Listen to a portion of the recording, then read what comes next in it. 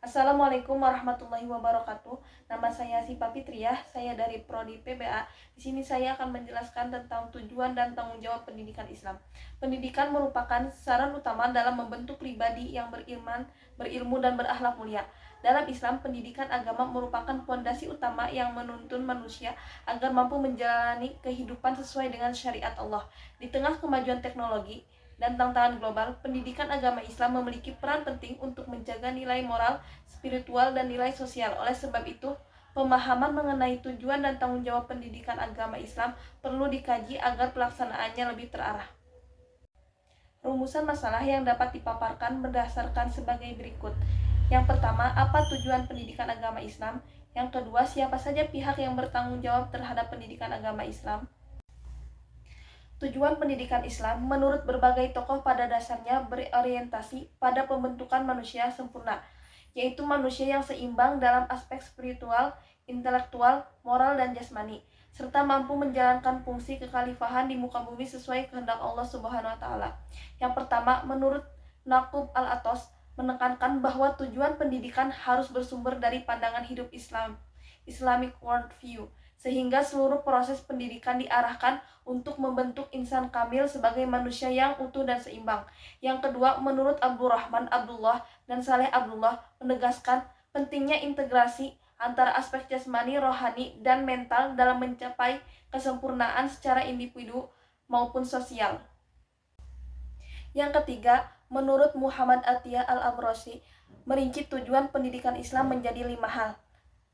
Pembentukan akhlak mulia, persiapan dunia akhirat, kemampuan mencari rezeki, semangat ilmiah, dan profesionalisme yang semuanya bermuara pada kesempurnaan diri. Yang keempat, menurut Ahmad Puan Al-Ahwani, menekankan keterpaduan pendidikan antara akal, ruh, jiwa, dan jasmani, karena Islam menolak dikotomi antara aspek spiritual dan material. Yang bertanggung jawab dalam pendidikan Islam adalah keluarga, sekolah, dan masyarakat. Keluarga sebagai dasar pembentukan karakter dan akhlak, sekolah sebagai lembaga pengembangan ilmu dan iman secara sistematis, masyarakat sebagai penguat dan perluasan pendidikan sepanjang hayat.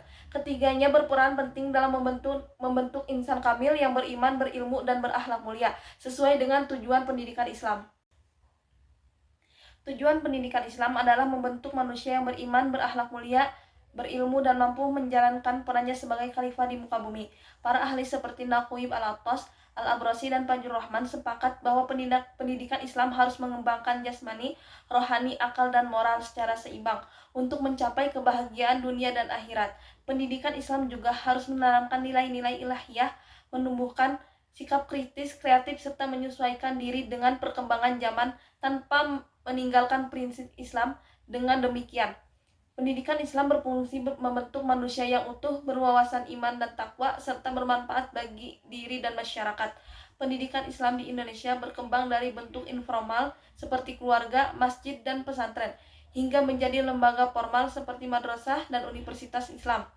Keluarga berperan penting sebagai pendidikan pertama dalam menanamkan nilai agama dan akhlak kepada anak, sedangkan lembaga pendidikan Islam formal berfungsi menggabungkan ilmu umum dan agama untuk membentuk karakter, moral, dan kecerdasan peserta didik.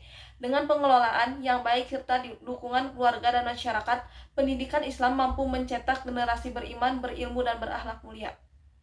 Sekian presentasi dari saya. Wassalamualaikum warahmatullahi wabarakatuh.